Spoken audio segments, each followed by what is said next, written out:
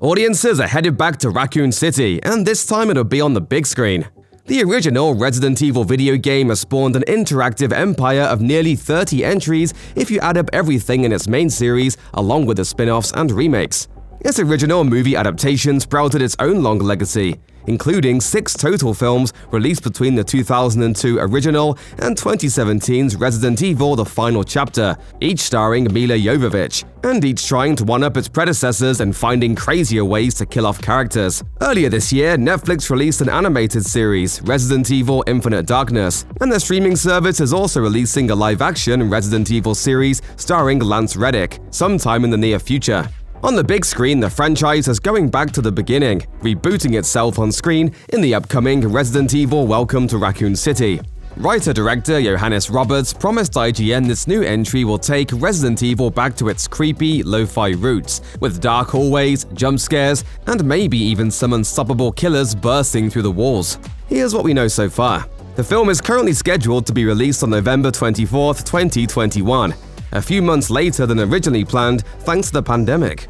But that also puts the film well clear of October's traditional influx of horror fare, leaving that particular lane empty for Resident Evil. Unless Ghostbusters Afterlife, which comes out the week before, has a lot more scares than the mini marshmallow men we've already seen. In keeping with its reboot's timeline, Resident Evil: Welcome to Raccoon City will also see a host of new faces taking on some of the classic characters from the game and film series. First and foremost will be actress Kaya Scodelario, taking on the role of series heroine Claire Redfield. Scodelario is best known for her work on the UK television show Skins, as well as the 2011 adaptation of Wuthering Heights, the Maze Runner series, and Pirates of the Caribbean: Dead Men Tell No Tales. Where Claire goes, her brother Chris cannot be far behind. The older Redfield sibling will be played by Robbie Amell, who appeared in films The Duff and The Babysitter, as well as TV shows like The Tomorrow People, Upload, and The Flash, where he played Firestorm. Hannah John Kamen, best known as Ghost in Ant-Man and the Wasp, will play Chris's partner Jill Valentine.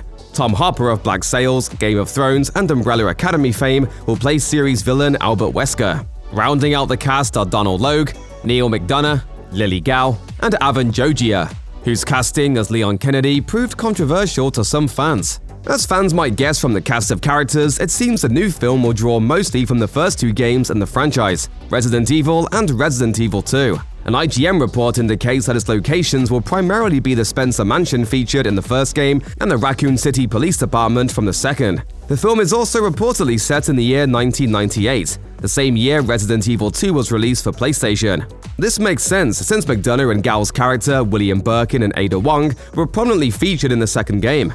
The official Sony Pictures releasing logline focuses mostly on its setting, reading, "Once the booming home of pharmaceutical giant Umbrella Corporation, Raccoon City is now a dying Midwestern town. The company's exodus left the city a wasteland with great evil brewing below the surface." The tagline continues on to say, "When that evil is unleashed, the townspeople are forever changed, and a small group of survivors must work together to uncover the truth behind Umbrella and make it through the night." But while we may lack details about the exact plot and how closely or not it might follow those of the games, we do know what the film is setting out to do with its tone. As Roberts said in a featurette, Welcome to Raccoon City is a very faithful adaptation of the Resident Evil games.